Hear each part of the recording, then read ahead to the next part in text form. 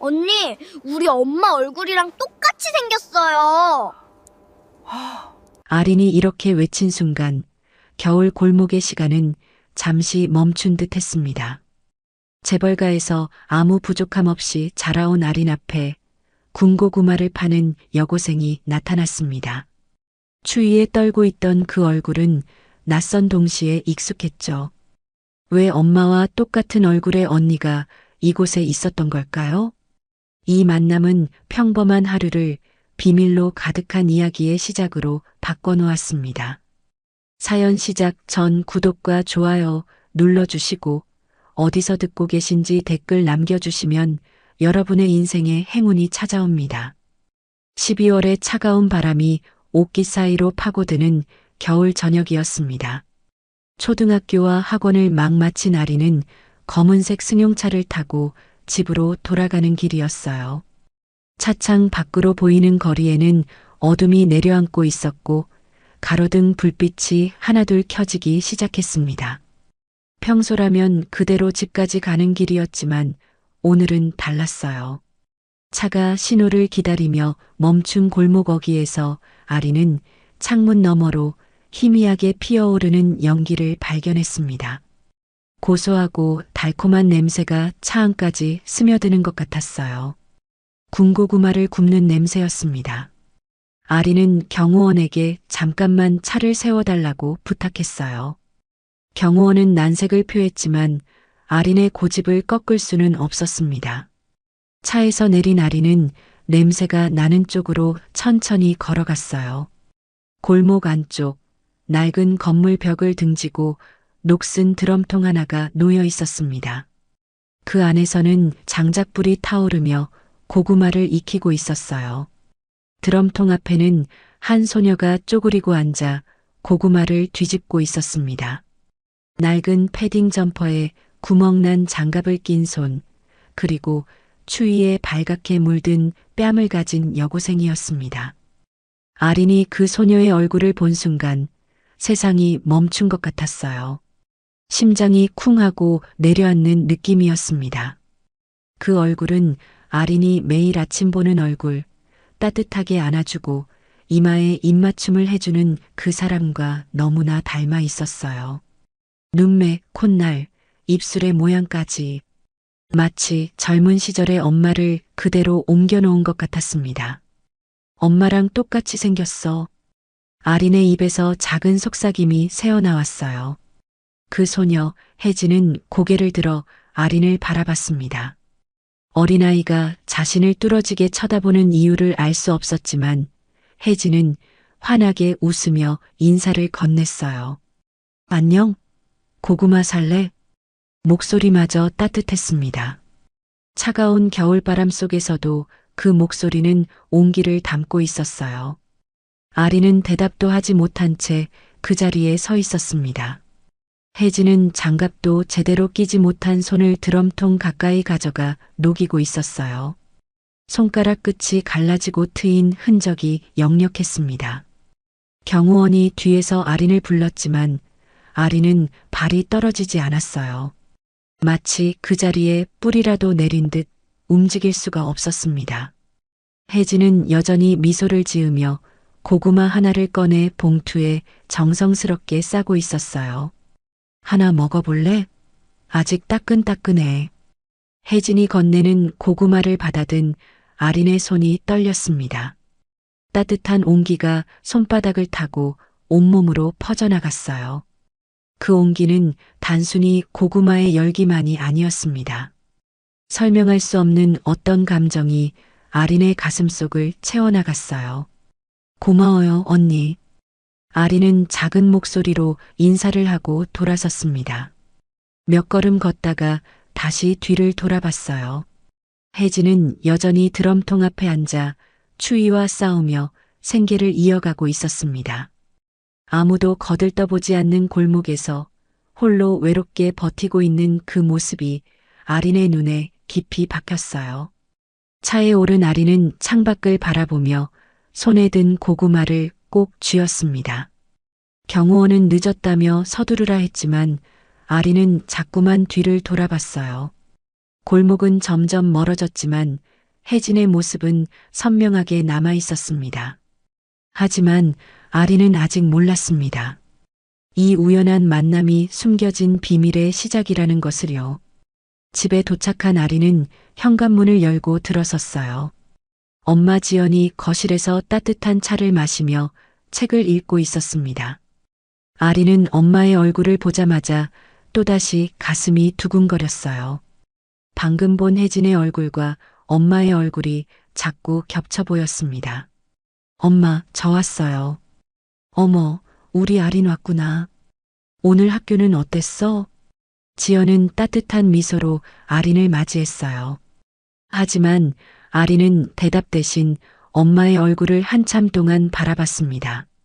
지연은 이상하다는 듯 아린의 이마에 손을 얹었어요. 왜 그래? 어디 아파? 아니에요, 그냥요.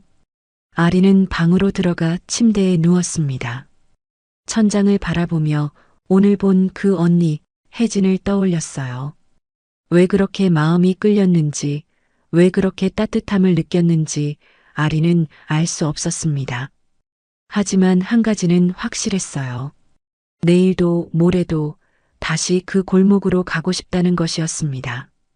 찬바람이 창문을 흔들고 밤은 깊어갔습니다. 아리는 이불 속에서 고구마를 건네던 혜진의 따뜻한 미소를 떠올리며 잠에 들었어요. 그날 밤 아린의 꿈속에는 혜진과 엄마가 함께 웃고 있었습니다. 마치 원래 한 가족이었던 것처럼요. 하지만 이것은 단순한 꿈이 아니었습니다. 곧 밝혀질 충격적인 진실의 예고였던 거예요. 다음 날 아침, 아리는 평소보다 일찍 일어났습니다. 학교를 마치고 돌아오는 길이 기다려졌어요.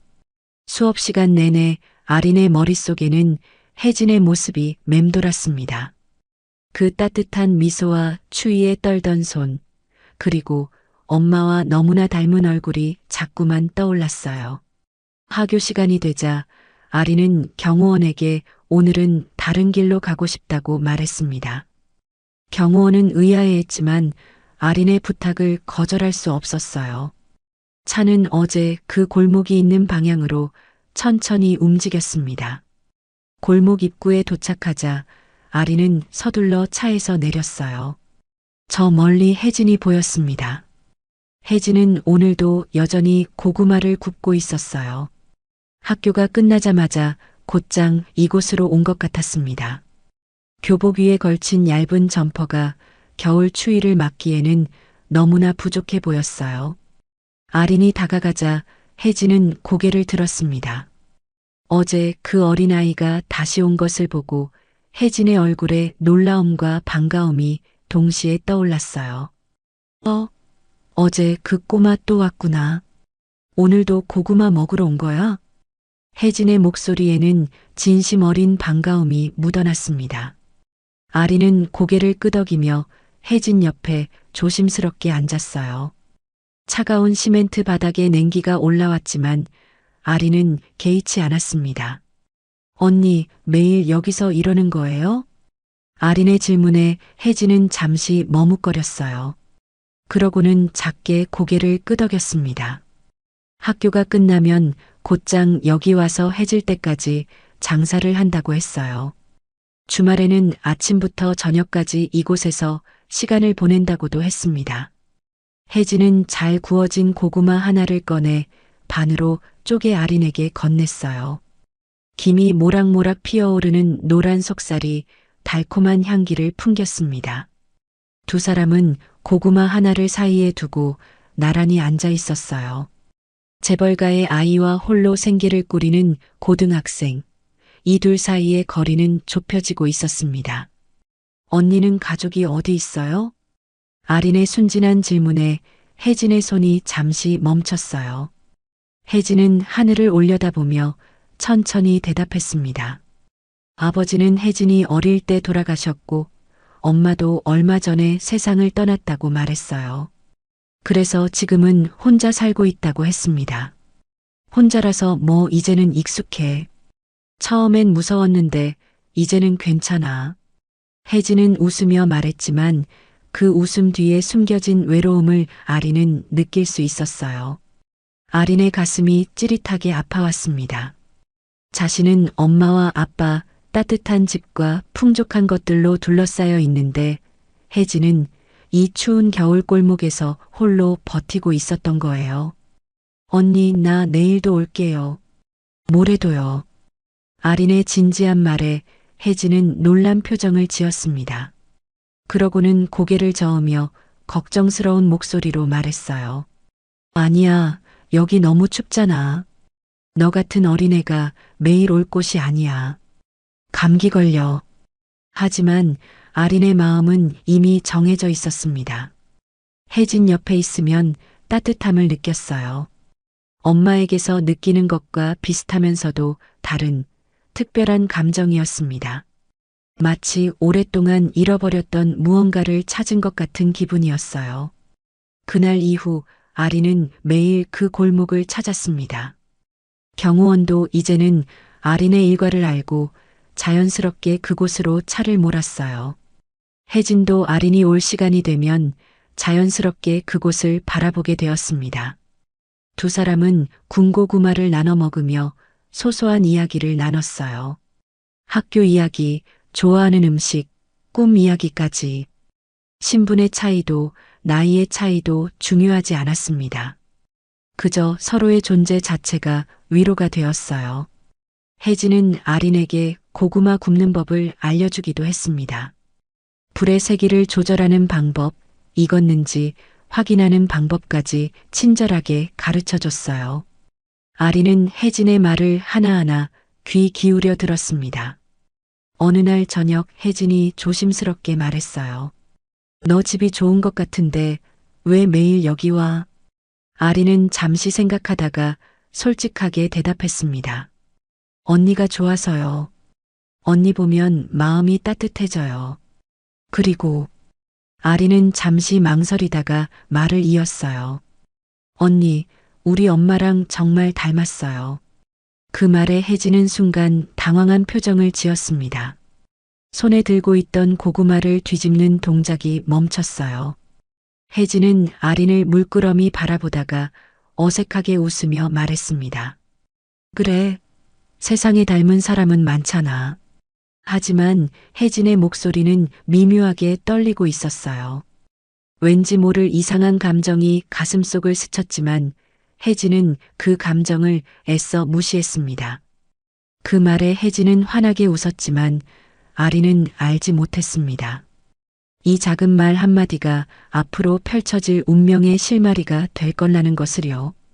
밤이 깊어질수록 골목은 더욱 추워졌어요. 아린은 경호원의 재촉에 일어섰습니다. 혜진은 아린의 작은 손을 잡고 꼭 쥐어줬어요. 조심히 들어가. 내일도 올 거지? 당연하죠, 언니. 아린의 환한 미소에 혜진도 따라 웃었습니다. 차가 떠나간 후에도 혜진은 한참 동안 그 자리에 서 있었어요. 처음으로 누군가가 자신을 기다려준다는 사실이 혜진의 마음을 따뜻하게 채워주었습니다. 하지만 두 사람은 아직 몰랐어요. 이 우연 같은 만남이 사실은 운명이었다는 것을, 그리고 곧 모든 진실이 밝혀질 거라는 것을요. 재벌가의 아이와 고등학생 소녀의 신분을 넘어선 우정이 싹트고 있었습니다. 그리고 아린의 마음속에는 혜진이 점점 더 깊이 자리 잡아가고 있었어요. 단순한 친구가 아닌 가족 같은 존재로요. 일주일이 지난 어느 저녁이었습니다. 아린이 집에 돌아왔을 때 손에는 군고구마가 담긴 봉투가 들려 있었어요. 거실에 앉아있던 지연의 시선이 그 봉투에 꽂혔습니다. 순간 지연의 몸이 굳어졌어요. 낡은 포장지에 정성스럽게 쌓여진 모습, 그리고 풍겨오는 구수한 냄새. 무엇보다 아린이 말하는 그 골목의 위치가 지연의 심장을 세게 두들겼습니다. 그곳은 지연이 18년 전 자주 가던 곳이었어요. 가난했던 시절, 혼자 아이를 키우며 하루하루를 버티던 그 시절의 기억이 밀려왔습니다. 아린아, 이거 어디서 산 거야? 지연의 목소리가 떨렸어요. 아리는 신이 나서 혜진 이야기를 시작했습니다. 골목에서 군고구마를 파는 고등학생 언니가 있다는 것, 그 언니가 혼자 살면서 학교 끝나면 매일 장사를 한다는 것, 그리고 엄마와 정말 닮았다는 이야기까지요. 지연의 얼굴에서 혈색이 사라졌습니다. 손이 파르르 떨리기 시작했어요. 아린이 말하는 혜진의 나이, 그 장소, 그리고 엄마와 너무 닮았다는 이야기까지 모든 것이 지연의 가슴을 짓눌렀습니다. 특히 혜진의 나이가 자신이 보육원에 맡긴 아이와 정확히 일치한다는 사실이 지연을 불안하게 만들었어요. 사실 지연은 최근 몇 달간 이유 없이 피곤했고 가끔 멍이 들곤 했어요. 하지만 지연은 요즘 바쁜 일정 탓이라고 여겼습니다. 아이를 키운다고 경영 일선에서는 잠시 물러나 있었지만 사교 모임과 자선 행사로 바쁜 생활 때문이라고 생각하며 대수롭지 않게 넘겼어요. 그날 밤 지연은 잠을 이룰 수 없었어요. 침대에 누워서도 천장만 바라보며 18년 전 그날을 떠올렸습니다. 20살의 젊은 나이에 혼자 아이를 낳았던 그날, 아무도 도와줄 사람이 없었던 그 시절이 생생하게 되살아났어요. 생활고에 시달리며 아이를 제대로 돌볼 수 없었습니다. 먹을 것도 제대로 없었고 아이가 울어도 달래줄 여유조차 없었어요. 결국 지연은 아이를 보육원에 맡기는 결정을 내렸습니다. 그날의 죄책감은 18년이 지난 지금까지도 지연의 가슴을 파고들고 있었어요. 제발 아니길. 지연은 이불을 움켜쥐며 작게 중얼거렸습니다. 하지만 마음 한편으로는 확신이 들었어요. 아린이 말한 혜진의 모습, 나이, 그리고 자신과 닮았다는 말까지. 설마 보육원에서 입양된 아이가 다시 그 근처로 돌아온 건 아닐까 하는 불안한 생각이 지연을 괴롭혔습니다. 지연은 밤새 눈물을 흘렸어요. 베개가 눈물로 젖어들었지만 울음을 멈출 수가 없었습니다. 그 아이가 이렇게 힘들게 살고 있었다는 사실이, 추운 겨울 골목에서 홀로 생계를 꾸리고 있었다는 현실이 지연을 무너뜨렸어요. 새벽 5시가 되어서야 지연은 결심했습니다. 직접 확인해야 했어요. 그 아이가 정말 자신의 첫째인지 아니면 단순히 닮은 다른 아이인지 눈으로 봐야 했습니다. 다음 날 저녁 지연은 남편과 아린에게 잠시 외출한다고 말했어요. 검은 코트를 걸치고 모자를 눌러 쓴 채 집을 나섰습니다. 운전기사에게도 혼자 가겠다며 사양했어요. 지연은 아린이 말한 그 골목을 향해 걸었습니다. 추운 겨울바람이 뺨을 스쳤지만 지연은 걸음을 멈추지 않았어요. 가슴이 두근거렸습니다. 두려움과 기대가 뒤섞인 복잡한 감정이 온몸을 휘감았어요. 골목 입구에 도착하자 저 멀리 작은 불빛이 보였습니다. 지연은 천천히 그곳으로 다가갔어요. 그리고 그 순간 지연의 발걸음이 멈췄습니다. 드럼통 앞에 쪼그리고 앉아 고구마를 굽고 있는 소녀가 보였어요. 낡은 옷, 장갑도 없는 손, 그리고 추위에 떨고 있는 어깨. 소녀가 고개를 들어 손님을 기다리는 표정을 지었을 때 지연의 눈에서 눈물이 쏟아졌습니다. 그 얼굴은 지연이 18년 전 거울에서 보던 자신의 모습과 똑같았어요. 눈매, 콧날, 입술 모양까지 의심할 여지가 없었습니다. 그 순간 지연은 확신했어요. 저 아이가 자신이 보육원에 맡긴 첫째 딸이라는 것을요. 지연은 다가가고 싶었습니다. 당장 달려가 꽉 안아주고 싶었어요. 미안하다고, 엄마가 잘못했다고 말하고 싶었습니다. 하지만 발이 떨어지지 않았어요. 어떤 얼굴로 저 아이 앞에 서야 할지 알 수 없었습니다. 지연은 골목 모퉁이에 서서 혜진을 지켜봤어요.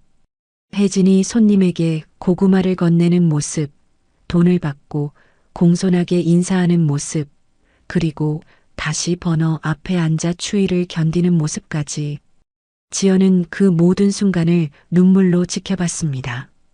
1시간이 넘도록 지연은 그곳에 서 있었어요.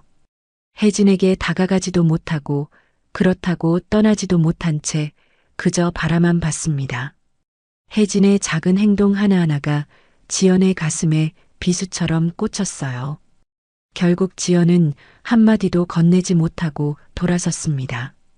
집으로 돌아가는 내내 눈물이 멈추지 않았어요. 현관문을 열고 들어섰을 때 지연의 얼굴은 눈물로 범벅이 되어 있었습니다. 거실에 있던 남편이 놀라 달려왔어요. 지연은 남편의 품에 안겨 한참을 울었습니다. 18년 동안 억눌러왔던 죄책감이 한꺼번에 터져나왔어요. 그날 밤 지연의 몸은 극도로 쇠약해졌습니다. 마음의 병이 몸으로 번지기 시작한 거예요. 지연은 잠들지 못하고 밤새 혜진의 모습만 떠올렸습니다.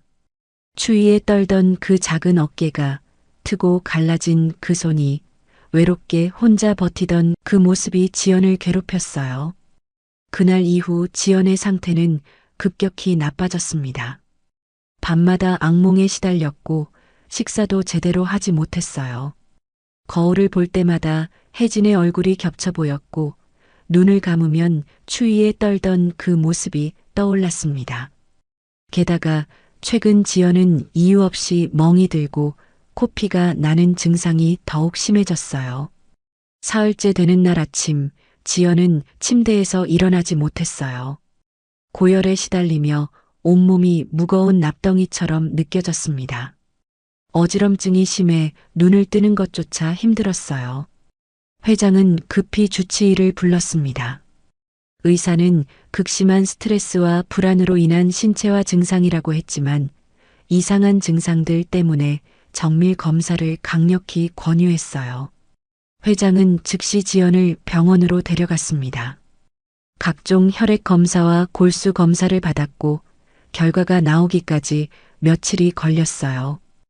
그 기다림의 시간 동안 회장은 불안에 떨었습니다. 하지만 회장은 아직 몰랐습니다. 곧 밝혀질 검사 결과가 이 가족의 운명을 완전히 바꿔놓을 거라는 것을요. 당신 도대체 무슨 일이 있었던 거요? 왜 이렇게 스트레스를 받은 거요? 회장이 지연의 손을 잡고 물었어요. 하지만 지연은 대답하지 못했습니다. 어떻게 말해야 할지, 어디서부터 시작해야 할지 알 수 없었어요. 18년 동안 숨겨왔던 비밀을 이제 와서 꺼내는 것이 두려웠습니다. 며칠이 더 지났지만 지연의 상태는 호전되지 않았어요. 오히려 더 악화되었습니다. 밥을 먹지 못해 몸무게가 급격히 줄었고 밤마다 식은땀을 흘리며 깨어났어요. 회장은 지연의 곁을 떠나지 않고 간호했습니다. 아린도 엄마의 상태를 걱정했어요. 학교에서 돌아와 엄마 방문 앞에서 한참을 서 있곤 했습니다. 아린은 자신이 혜진 이야기를 한 이후로 엄마가 아프기 시작했다는 것을 느끼고 있었어요. 어느 날 저녁 아린은 아빠 회장을 찾아왔습니다. 작은 손으로 아빠의 옷자락을 잡고 눈물을 글썽이며 말했어요. 아빠, 엄마가 혜진 언니 때문에 아픈 것 같아요. 아린의 말에 회장은 깜짝 놀랐습니다. 그제야 회장은 지연이 아린에게서 혜진 이야기를 들은 후부터 이상해졌다는 것을 깨달았어요. 회장은 아린에게 혜진에 대해 자세히 물었습니다. 아린은 혜진이 혼자 살고 있다는 것, 매일 골목에서 군고구마를 판다는 것, 그리고 엄마와 너무 닮았다는 이야기를 했어요. 회장은 아린의 말을 들으며 점점 심각한 표정이 되어갔습니다. 그날 밤 회장은 지연의 침대 옆에 앉았어요. 지연은 열에 들떠 깊은 잠에 빠져 있었습니다. 회장은 지연의 마른 손을 잡으며 조용히 말했어요. 당신 나한테 숨기는 거 있지? 지연의 눈이 천천히 떠졌습니다. 초점 없는 눈동자가 회장을 바라봤어요. 지연의 입술이 떨렸습니다. 더 이상 숨길 수 없다는 것을 알았어요. 미안해요. 당신한테 말 못한 게 있어요. 지연은 떨리는 목소리로 과거를 털어놓기 시작했습니다. 20살에 첫 아이를 낳았던 일, 혼자 키울 수 없어 보육원에 맡겼던 일, 그리고 그 죄책감을 18년 동안 안고 살아왔다는 사실까지요. 지연은 눈물을 흘리며 당시 상황을 설명했어요. 20살 때 사랑했던 남자가 있었지만 임신 사실을 알자 그 사람은 연락을 끊고 떠나버렸다고 했습니다. 혼자 아이를 낳았지만 생활고에 시달리며 제대로 돌볼 수 없었어요. 결국 아이에게 더 나은 삶을 주고 싶어 보육원에 맡길 수밖에 없었다고 했습니다. 당신을 만나기 전 일이라 차마 말할 수가 없었어요. 당신이 나를 어떻게 볼까, 아린이는 또 어떻게 생각할까 두려웠어요. 그 아이가 혜진일지도 몰라요. 아린이가 말한 그 아이가 제 첫째 딸일 수도 있어요. 지연의 눈에서 눈물이 주르륵 흘러내렸습니다. 회장은 충격을 받았어요. 결혼 전 지연에게 그런 과거가 있었다는 것을 전혀 몰랐습니다. 하지만 회장이 더 놀란 것은 지연의 고통이었어요. 지연은 한참 동안 울었습니다. 회장은 처음으로 아내가 이렇게까지 무너지는 모습을 봤어요. 항상 강하고 우아했던 지연이 지금은 상처받은 어린아이처럼 떨고 있었습니다. 그 아이를 직접 봤어요. 며칠 전에 몰래 갔었어요. 지연의 고백에 회장은 더욱 놀랐습니다. 지연은 혼자 골목을 찾아가 혜진을 봤다고 했어요. 그리고 그 순간 확신했다고, 저 아이가 자신이 버린 첫째 딸이라는 것을요. 추운 겨울에 혼자서 그렇게 힘들게 살고 있더라고요. 내가 그 아이를 그렇게 만든 거예요. 지연의 울음소리가 방 안을 가득 채웠습니다. 회장은 지연을 꽉 안아줬어요. 아내의 고통이 고스란히 전해졌습니다. 그 순간 문 밖에서 작은 소리가 들렸어요. 아린이었습니다. 아린은 문틈으로 엄마의 울음소리를 듣고 있었어요. 아린도 눈물을 흘리며 문을 열고 들어왔습니다. 엄마, 혜진 언니가 엄마 딸이에요? 그럼 언니는 내 친언니예요? 아린의 말에 지연은 고개를 끄덕였어요. 아린은 엄마에게 달려가 꽉 안겼습니다. 모녀는 침대 위에서 한참을 껴안고 울었어요. 회장은 그 모습을 지켜보며 깊은 한숨을 내쉬었습니다. 며칠 후 드디어 검사 결과가 나왔습니다. 의사가 조심스럽게 회장을 따로 불렀어요. 지연이 급성 백혈병으로 진단되었다는 것이었습니다. 빠른 치료가 필요하고 최선의 방법은 골수 이식이라고 했어요. 이미 몇 달 전부터 진행되고 있었을 겁니다. 최근 극심한 스트레스로 증상이 급격히 악화되어 이제야 발견된 것입니다. 의사의 설명에 회장은 그 자리에서 얼어붙었습니다. 의사는 자녀나 형제자매가 가장 높은 일치율을 보인다며 일단 가족들부터 검사를 해보자고 했습니다. 하지만 지연의 부모님은 이미 돌아가셨고 형제자매도 없었어요. 며칠이 더 지났습니다. 그 사이 회장과 아린의 골수 검사 결과가 나왔어요. 회장은 일치하지 않았고 아린은 부분적으로만 일치했습니다. 의사는 형제자매가 있다면 가장 높은 일치율을 보일 수 있다고 했어요. 하지만 지연에게는 형제자매가 없었습니다. 아니, 정확히 말하면 18년 전 헤어진 첫째 딸이 있었습니다. 회장은 그날 밤 잠을 이루지 못했습니다. 지연과 아린이 잠든 후에도 회장은 거실에 앉아 생각에 잠겼어요. 혜진이라는 아이가 정말 지연의 딸이라면 그 아이는 이제 자신의 가족이기도 한 것이었습니다. 그리고 무엇보다 혜진이 지연의 친딸이라면 골수 이식의 희망이 생기는 것이었어요. 자녀 간의 일치율이 가장 높다는 의사의 말이 회장의 머릿속을 맴돌았습니다. 새벽이 되어서야 회장은 결심했어요. 직접 혜진을 만나봐야겠다고 생각했습니다. 그 아이가 정말 지연의 딸인지 확인하고 만약 그렇다면 어떻게든 도와야겠다고, 그리고 지연을 위해서라도 혜진의 도움이 필요하다고 다짐했어요. 회장은 창밖을 바라보며 작게 중얼거렸습니다. 이제는 내가 나서야겠어. 지연을 위해서, 아린을 위해서, 그리고 혜진을 위해서 회장은 움직이기로 결심했습니다. 운명의 재회가 이제 곧 시작될 것이었습니다. 다음 날 저녁 회장은 혼자 집을 나섰습니다. 운전기사에게도 혼자 가겠다며 차 키를 받았어요. 아린이 말한 그 골목의 주소를 내비게이션에 입력하고 천천히 운전대를 잡았습니다. 오래된 시장 골목에 도착했을 때 해는 이미 기울고 있었어요.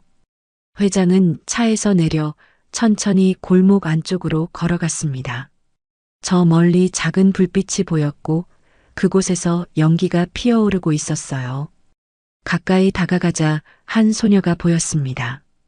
낡은 드럼통 앞에 앉아 고구마를 뒤집고 있는 혜진이었어요. 회장은 멀찍이 서서 혜진을 지켜봤습니다. 손님이 오면 환하게 웃으며 인사하는 모습, 고구마를 정성스럽게 싸주는 손길, 그리고 추위에 몸을 움츠리면서도 끝까지 자리를 지키는 모습까지. 회장은 그 모든 것을 눈에 담았어요. 1시간 가까이 지켜본 회장은 혜진이 장사를 끝내고 집으로 가는 길을 조심스럽게 따라갔습니다. 혜진은 낡은 손수레에 물건들을 싣고 어두운 골목길을 걸었어요. 회장은 적당한 거리를 두고 뒤를 따랐습니다. 혜진이 도착한 곳은 낡은 다세대 주택이었어요. 외벽 페인트가 벗겨지고 계단은 삐걱거렸습니다. 혜진은 2층 끝방으로 들어갔어요. 회장은 건물 밖에서 혜진의 방 불빛이 켜지는 것을 지켜봤습니다. 얇은 커튼 사이로 혜진의 그림자가 보였어요.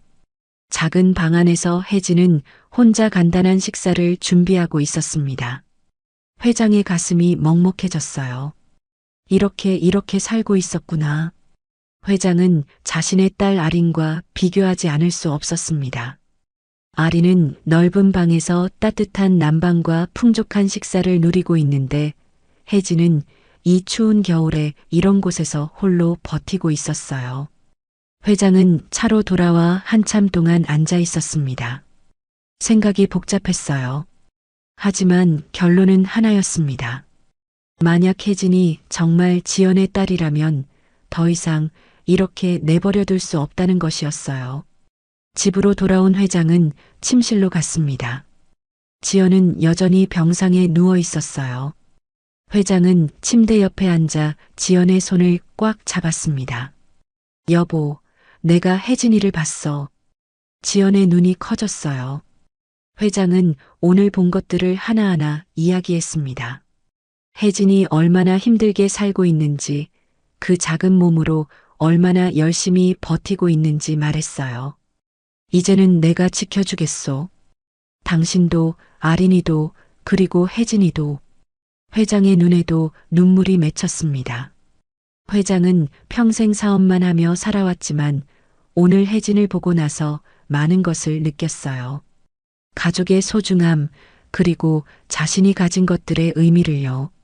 지연은 회장의 손을 꽉 쥐며 고개를 끄덕였습니다. 처음으로 희망이 보였어요.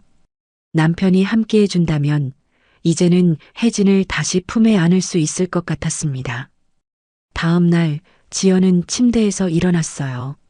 아직 몸은 약했지만 마음은 단단해졌습니다. 회장과 아린, 그리고 지연 세 사람은 함께 그 골목으로 향했어요.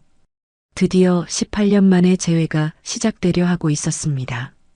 저녁 무렵 도착한 골목에서 혜진은 여전히 고구마를 굽고 있었습니다.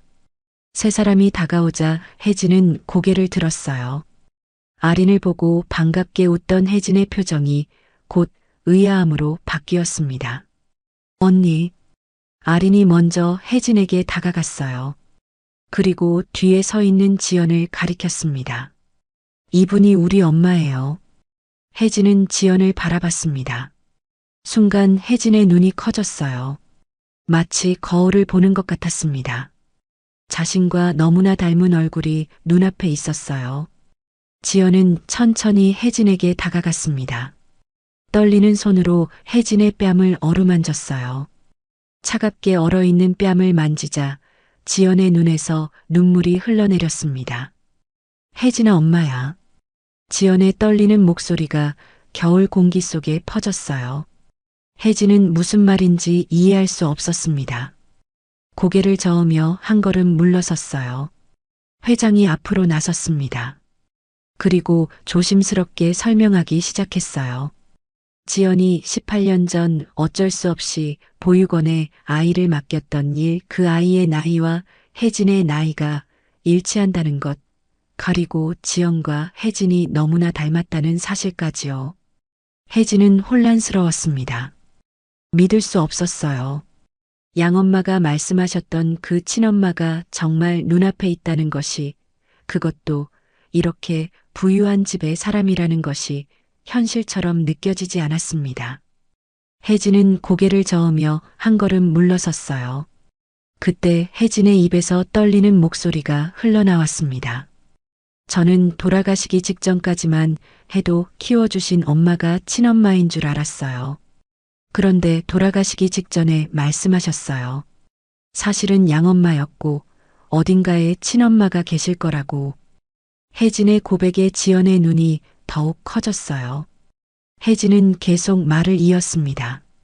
엄마가 돌아가신 후 집을 정리하다가 보육원 서류를 발견했다고. 그 서류에는 생년월일과 보육원 이름이 적혀 있었다고 말했어요. 그 이후로 너무 혼란스러웠고 친엄마가 누군지 알 수도 없어서 방황했다고 했습니다. 그 서류 집에 가지고 있어요. 혹시 언젠가 친엄마를 만날 수 있을까 싶어서. 회장이 조심스럽게 말했습니다. 그 서류를 지금 볼 수 있겠냐고요. 혜진은 고개를 끄덕였어요. 지금 가져올게요. 제 집이 여기서 가까워요. 혜진은 서둘러 자신의 집으로 향했습니다. 회장과 지연, 아리는 골목에서 혜진을 기다렸어요. 10분쯤 지나자 혜진이 숨을 헐떡이며 돌아왔습니다. 손에는 낡은 봉투가 들려 있었어요. 혜진은 조심스럽게 봉투에서 서류를 꺼냈습니다. 누렇게 바랜 종이에는 혜진의 생년월일과 보육원 이름, 그리고 입양 날짜가 적혀 있었어요. 회장과 지연은 그 서류를 보며 확신했습니다. 혜진이 바로 지연이 18년 전 보육원에 맡긴 그 아이라는 것을요. 그 순간 혜진의 머릿속에 아린이 했던 말이 떠올랐어요. 언니, 우리 엄마랑 정말 닮았어요. 그때는 그냥 넘겼지만 그 말이 계속 마음 한편에 남아 있었습니다. 이상하게 그 말이 자꾸 머릿속에서 맴돌았던 이유를 이제야 알 것 같았어요. 지연은 혜진을 바라보며 눈물을 참을 수 없었습니다. 혜진도 자신을 찾고 있었던 거예요. 이 추운 겨울 골목에서 혹시 엄마가 나타나지 않을까 하는 희망을 품고 있었던 것이었습니다. 혜진아 정말 미안해. 지연의 떨리는 목소리에 혜진의 눈에서도 눈물이 흘러내렸어요. 정말 제가 엄마 딸이에요? 혜진의 떨리는 질문에 지연은 고개를 끄덕였습니다. 지연은 혜진을 꽉 안았어요. 18년 동안 안지 못했던 딸을 드디어 품에 안은 것이었습니다. 미안해, 정말 미안해, 엄마가 잘못했어. 지연은 혜진을 안고 한없이 울었습니다. 혜진도 지연의 품에서 참았던 눈물을 쏟아냈어요. 평생 느껴보지 못했던 엄마의 온기가 혜진의 얼어붙은 마음을 녹였습니다. 아린이 두 사람에게 다가와 함께 안겼어요. 언니, 우리 이제 진짜 가족이에요. 같이 살아요. 아린의 말에 혜진은 눈물 범벅이 된 얼굴로 고개를 끄덕였습니다. 회장도 세 사람을 감싸 안았어요. 차가운 겨울 골목에서 네 사람은 서로를 꽉 껴안고 한참을 울었습니다. 하지만 이들은 아직 몰랐습니다. 재회의 기쁨 뒤에 또 다른 시련이 기다리고 있다는 것을요. 그날 밤 혜진은 처음으로 따뜻한 집으로 들어갔어요. 넓은 거실, 포근한 난방, 그리고 무엇보다 자신을 기다려준 가족이 있었습니다. 혜진은 꿈을 꾸는 것 같았어요. 저녁 식사 자리에서 네 사람은 둘러앉았습니다. 지연은 혜진의 그릇에 음식을 가득 담아주며 미안하다는 말을 계속 반복했어요. 회장은 이제부터 혜진도 이 집의 딸이라고 말했습니다. 식사 후 혜진은 자신에게 마련된 방을 보았어요. 넓고 따뜻한 방, 포근한 침대, 새로 준비된 옷들까지. 혜진은 꿈을 꾸는 것만 같았습니다. 그날 밤 혜진은 생애 처음으로 포근한 침대에서 잠들었어요. 아린이 옆방에 있다는 사실이, 지연과 회장이 복도 건너편에 있다는 사실이 믿기지 않았습니다.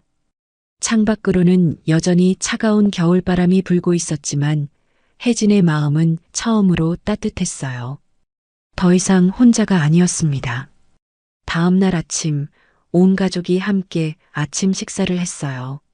식사 후 차를 마시며 이야기를 나누던 중 회장이 조심스럽게 지연의 병 이야기를 꺼냈습니다. 지연이 지금 백혈병으로 고통받고 있다는 것, 골수 이식이 필요한데 가족 중 잃지 않은 사람이 없다는 것, 만약 혜진이 정말 친딸이라면 지연을 살릴 수 있을지도 모른다는 이야기까지요. 혜진은 눈물을 닦으며 고개를 끄덕였어요. 검사 받을게요. 제가 엄마를 도울 수 있다면 뭐든지 할게요. 18년 만에 만난 딸이 엄마의 생명을 구할 수 있을까요? 운명은 이들에게 또 한 번의 기적을 준비하고 있었습니다. 다음 날 혜진은 병원에서 골수 적합성 검사를 받았어요. 체열실에서 피를 뽑을 때 혜진의 손은 떨리고 있었습니다. 두려움 때문이 아니었어요. 만약 자신이 일치하지 않는다면 엄마를 잃게 될지도 모른다는 불안감 때문이었습니다. 지연은 혜진의 손을 꽉 잡아주었어요. 괜찮아, 혜진아. 결과가 어떻게 나오든 내가 이렇게 와준 것만으로도 엄마는 행복해. 하지만 지연의 목소리도 떨리고 있었습니다. 혜진은 엄마의 손을 더 세게 쥐었어요. 검사 결과를 기다리는 사흘은 온 가족에게 가장 긴 시간이었습니다. 회장은 매일 병원에 전화를 걸어 결과가 나왔는지 확인했어요. 아리는 학교에서도 집중하지 못하고 혜진 언니 생각만 했습니다. 지연은 침대에 누워 기도했어요. 혜진도 자신의 방에서 밤마다 하늘을 바라보며 간절히 빌었습니다. 사흘째 되는 날 오후 드디어 의사에게서 연락이 왔습니다. 회장은 서둘러 병원으로 달려갔어요. 지연과 혜진, 아린도 함께 했습니다. 의사의 진료실 문을 열고 들어갔을 때 의사는 미소를 띠고 있었어요. 축하드립니다. 완벽하게 일치합니다. 의사의 말에 지연은 그 자리에서 눈물을 터뜨렸습니다. 혜진도 안도의 한숨을 쉬며 울기 시작했어요. 회장은 두 사람을 껴안았고 아린도 엄마와 언니를 안으며 함께 울었습니다. 이렇게 높은 일치율은 정말 드뭅니다. 역시 모녀 관계에서만 볼 수 있는 수치예요. 이식 수술을 바로 진행할 수 있습니다. 의사는 수술 일정과 절차를 설명했어요. 혜진은 일주일 후 골수 채취 수술을 받고 같은 날 지연에게 이식하는 방식이었습니다. 일주일이라는 시간은 빠르게 지나갔습니다. 그동안 혜진은 병원에서 여러 검사를 더 받았어요. 건강 상태 확인, 감염 여부 검사, 마취 전 검사까지 모든 과정이 순조로웠습니다. 수술 전날 밤 혜진과 지연은 같은 병실에 입원했어요. 두 모녀는 나란히 누워 손을 잡고 이야기를 나눴습니다. 혜진아, 무섭지 않아? 지연이 조심스럽게 물었어요. 혜진은 고개를 저으며 웃었습니다. 안 무서워요. 엄마를 살릴 수 있다면 전 뭐든지 할 수 있어요. 18년 동안 엄마 없이 살았잖아요. 이제는 엄마랑 함께 살고 싶어요. 오래오래요. 지연은 혜진의 손을 더 세게 쥐며 눈물을 흘렸습니다. 고마워, 혜진아. 정말 미안하고 고마워. 수술 당일 아침 회장과 아린이 일찍 병원에 도착했어요. 혜진은 수술복으로 갈아입고 수술실로 들어가기 전 가족들을 바라봤습니다.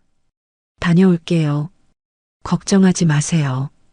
혜진의 밝은 미소에 아린이 달려가 꽉 안겼어요. 언니 사랑해요. 꼭 무사히 돌아와요. 혜진이 수술실로 들어간 후 지연도 곧 이어 들어갔습니다. 회장과 아린은 대기실에서 초조하게 기다렸어요. 수술은 예상보다 오래 걸렸습니다. 5시간이 넘는 긴 시간이었어요. 오후 늦게 드디어 수술실 불이 꺼졌습니다. 의사가 나와 엄지손가락을 들어 보였어요. 수술 성공했습니다. 두 분 모두 무사합니다. 회장은 그 자리에 주저앉아 울었습니다. 아린도 아빠를 안으며 기쁨의 눈물을 흘렸어요. 회복실에서 혜진과 지연은 나란히 누워 있었습니다. 마취에서 깨어난 혜진이 가장 먼저 한 말은 이것이었어요. 엄마 괜찮으세요? 옆 침대의 지연도 마취에서 막 깨어나 혜진을 바라봤습니다. 혜진아 고마워. 정말 고마워. 두 사람은 손을 뻗어 서로를 잡았어요. 그 모습을 본 회장과 아린은 다시 한번 눈물을 흘렸습니다. 지연은 천천히 회복되기 시작했고 혜진도 무사히 회복했어요. 일주일 후 두 사람은 나란히 퇴원할 수 있었습니다. 병실에서 나란히 휠체어를 타고 나온 모녀를 보며 의료진들도 미소를 지었어요. 정말 잘 됐네요. 축하드려요. 간호사들의 따뜻한 박수 소리에 네 가족은 서로를 껴안았습니다. 집으로 돌아온 후 혜진과 지연은 함께 회복하는 시간을 보냈어요. 매일 아침 함께 산책을 하고 오후에는 거실에서 차를 마시며 이야기를 나눴습니다. 18년 동안 나누지 못했던 이야기들을 조금씩 채워나갔어요. 어느 날 저녁 온 가족이 식탁에 둘러앉아 저녁을 먹고 있었습니다. 혜진은 엄마가 만들어준 음식을 먹으며 행복한 미소를 지었어요. 지연도 혜진이 밥을 먹는 모습을 흐뭇하게 바라봤습니다. 혜진아, 앞으로 하고 싶은 게 있니? 대학은 어디로 가고 싶어? 회장이 조심스럽게 물었어요. 혜진은 잠시 생각에 잠겼습니다. 그동안은 하루하루 살아가는 것만으로도 벅찼기에 대학 진학 같은 건 꿈도 꾸지 못했어요. 저는 솔직히 아직 잘 모르겠어요. 그냥 학교 공부 열심히 하고 가족들이랑 행복하게 사는 게 지금은 제일 좋아요. 혜진의 솔직한 대답에 지연이 부드럽게 웃었습니다. 그래, 천천히 생각해도 돼. 아직 시간 많아. 내가 뭘 하고 싶든 엄마 아빠가 다 응원할게. 맞아. 공부하고 싶으면 유학도 보내줄 수 있고 회사 일을 배우고 싶으면 그것도 좋고 내가 원하는 대로 하면 돼. 회장의 말에 혜진의 눈이 커졌어요. 유학이라니, 회사 일이라니. 한 달 전만 해도 상상도 못했던 이야기들이었습니다. 아린이 신나서 말했어요. 언니, 나중에 언니랑 같이 여행도 많이 가자. 프랑스도 가고, 이탈리아도 가고. 그래, 방학 때마다 가족여행 가자. 혜진이가 가보고 싶은 곳 다 가보는 거야. 네 사람은 웃으며 미래에 대한 이야기를 나눴어요. 여행 계획, 방학 때 하고 싶은 일들, 함께 보내고 싶은 시간들까지. 한 달 전만 해도 상상할 수 없었던 행복한 시간이었습니다. 그날 밤 혜진은 일기장을 꺼내 들었습니다. 오랜만에 쓰는 일기였어요. 오늘 나는 깨달았다. 가족이란 혈연만으로 이어지는 게 아니라는 것을. 서로를 향한 사랑과 이해, 그리고 함께하려는 마음으로 이어진다는 것을. 나는 이제 정말 행복하다. 양엄마, 하늘에서 보고 계시죠? 제가 행복해요. 정말 행복해요. 사랑하는 가족과 함께 있어요. 엄마가 원하셨던 것처럼 저는 이제 따뜻한 집에서 살고 있어요. 고마워요, 엄마. 그리고 사랑해요. 혜진은 일기장을 덮고 불을 껐습니다. 창밖으로는 봄바람이 부드럽게 불어오고 있었어요. 혜진은 포근한 이불 속에서 눈을 감았습니다. 이제 더 이상 추운 겨울 골목에서 혼자 떨지 않아도 되었어요. 더 이상 외롭지 않았습니다. 혜진은 사랑하는 가족의 품에서 마침내 진정한 평화를 찾았습니다. 잃어버렸던 가족이 다시 이어진 것이었습니다. 그리고 그들의 이야기는 이제 새로운 시작을 향해 나아가고 있었습니다. 오늘 이야기도 끝까지 함께 해주셔서 진심으로 감사드립니다. 여러분의 구독과 좋아요는 저에게 큰 힘이 됩니다. 또 이 영상을 어느 지역에서 보고 계신지 댓글로 남겨주시면 더욱 반갑게 인사드리겠습니다. 항상 함께 해주셔서 감사드리며 여러분의 빛나는 인생은 지금부터 시작됩니다.